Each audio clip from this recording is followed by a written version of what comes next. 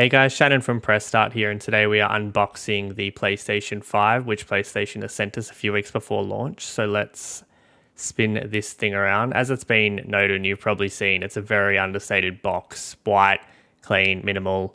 No games at all on the box, more just speaking about the features and the look of the PlayStation 5 and the speed of the SSD and that kind of thing. So it's definitely a different approach to Xbox and any PlayStation console we've seen before.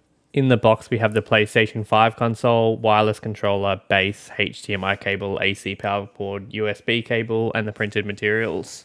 Let's crack this open. So on the top here, we have instructions for transferring over data from PS4 consoles using either a network, external storage, or just putting your PSN data in. Interestingly enough, it looks as though our box is a little bit different. There's no insert. Everything's just right there, ready to pull out. No extra box inside. I don't know if you like that, you don't like that. I think it's definitely easy to pull it out, despite how it probably looks right here. And there's the console in all of its large glory. Let me just get rid of that. So let's start with the console. It's probably the thing everyone wants to see most. It's obviously been one of the most talked about console designs, at least in the last generation or two. It's white, it's weird, it's definitely a talking point for sure. And yeah, in the flesh, it's definitely less white than I thought it'd be. It's more off-white, obviously really, really heavy, but yeah, definitely feels premium. And yeah, I honestly like it more in the flesh than I did in all the photos we'd seen pre-launch, for sure. On the back, we have HDMI, Ethernet, 2 USB ports, and AC power port.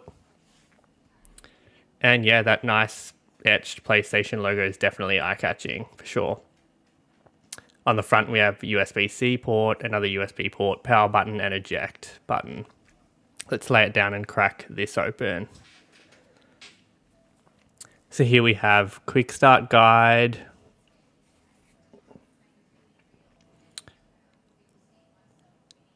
the AC power cord, obviously the brick is in the console as you'd expect. USB-C to USB, warranty information.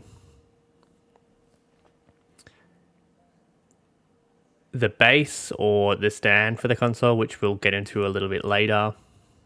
I really like how this is all laid out, by the way. It's really nicely separated and well packaged for sure.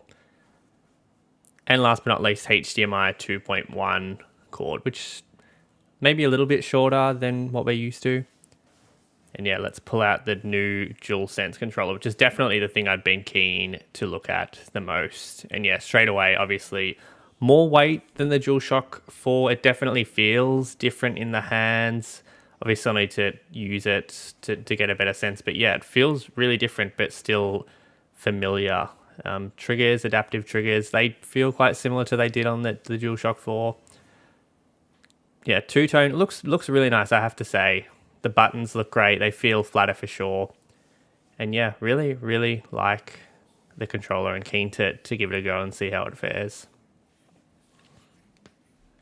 I thought I'd quickly just try put the base on while I'm filming this. So let's give it a go in the horizontal position, which is definitely easier. You just sort of snap it on where the PlayStation symbols are at the back of the console, and then it should sit and help stabilize the console nicely, which it definitely does. And then in the horizontal position, which is definitely a little bit more work, you need a flathead screwdriver. You sort of just pull out the little rubber thing at the bottom of the console and then put the hook at the back of the console, screw the screw in with the flathead screwdriver, and then you essentially want to place the little black cover in the bottom of the base. It's like magnetic and sits in quite well, but definitely feels like you could potentially lose it at some point for sure. But yeah, definitely a little bit more work than you would want, but you shouldn't be changing it too much unless you're constantly moving the PlayStation around. But yeah, both great solutions. Anyway, let's wrap this up. I'm excited to get it plugged in and start playing some games and get a sense for the DualSense controller and start playing with the UI and that kind of thing. Obviously, we're under embargo, as is everyone else in the world, so we can bring you some impressions on Astro's Playroom, the DualSense controller, a few other little bits and pieces until some more in-depth stuff starts kicking off. But yeah, definitely pay attention to the site. And yeah, subscribe to our channel, as we'll definitely be bringing more video content over the coming weeks and in the future. It's been pretty fun, to be honest. On that note, thank you. Bye.